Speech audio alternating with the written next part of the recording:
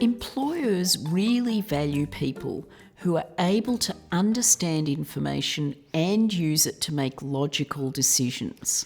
Yes, that's a skill called critical thinking, and there are 4 ways to develop it. You have to be able to use data effectively, minimise your own biases, constructively assess other people's views, and avoid being manipulated.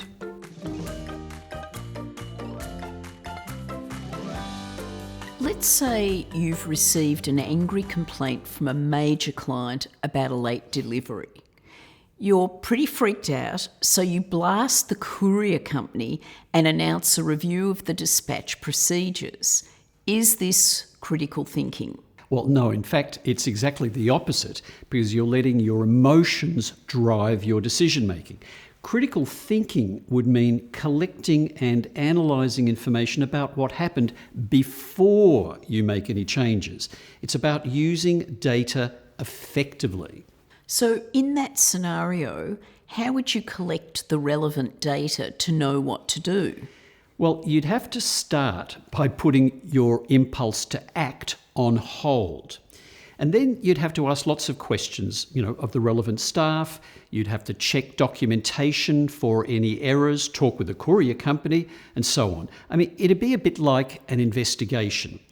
And you'd have to keep an open mind because you don't know what facts are going to emerge. I mean, remember that the information you collect is only as good as the questions you ask. Who knows? The delivery problem might have been the customer's fault. But what if you're trying to evaluate a product or service? How can you know what data is reliable? It can be very hard, but it all depends on 2 factors. First, who has conducted the research? So you might, for example, see data that praises a particular product. But if you read the fine print, well, guess who did the survey? The manufacturer. Now, of course, they're going to publish favourable results. The other factor is how the data was collected.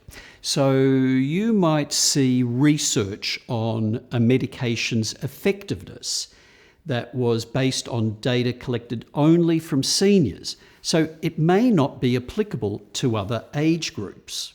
So really, the key question here is, have we got reliable data to base our decisions on? That's right.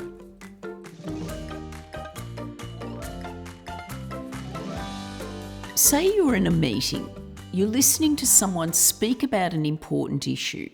Now, we all have unconscious biases, meaning you're probably influenced by the gender, age, race, and other factors of the speaker that have nothing to do with the quality of what's being said. That's right, and these biases and prejudices can block your ability to hear important information and opinions.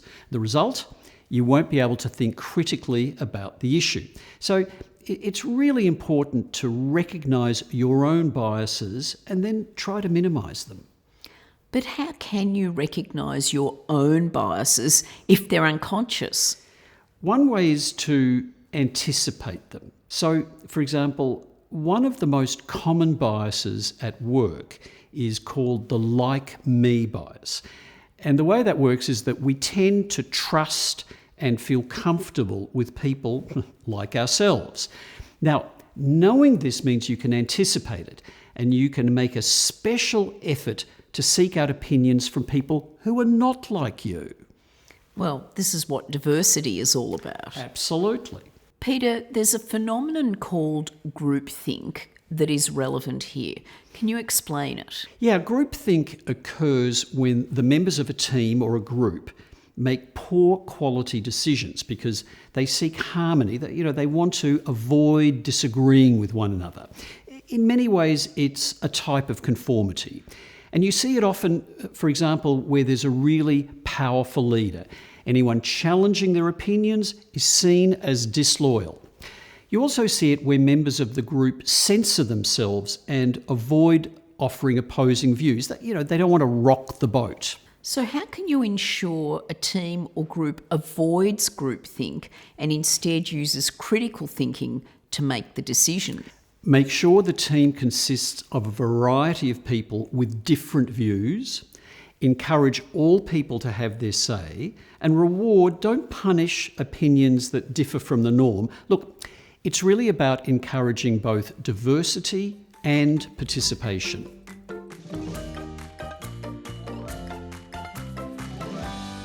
Peter, often you might be trying to solve a problem and a team member offers an opinion.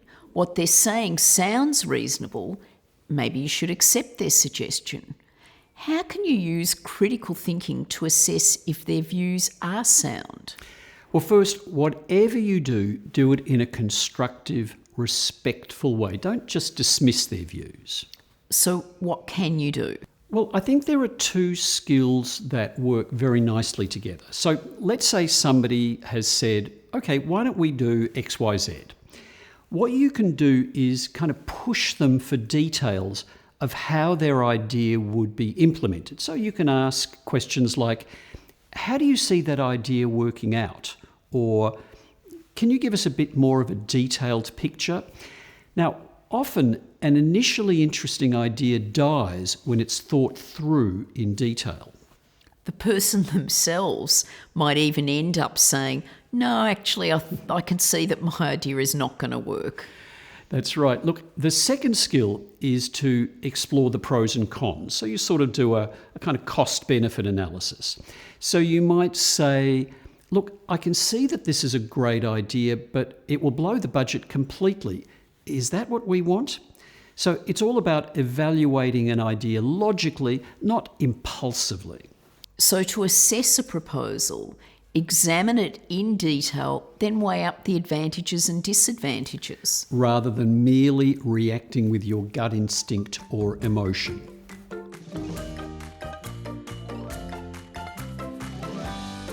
In this era of fake news, it's easy to be influenced by people with their own agenda.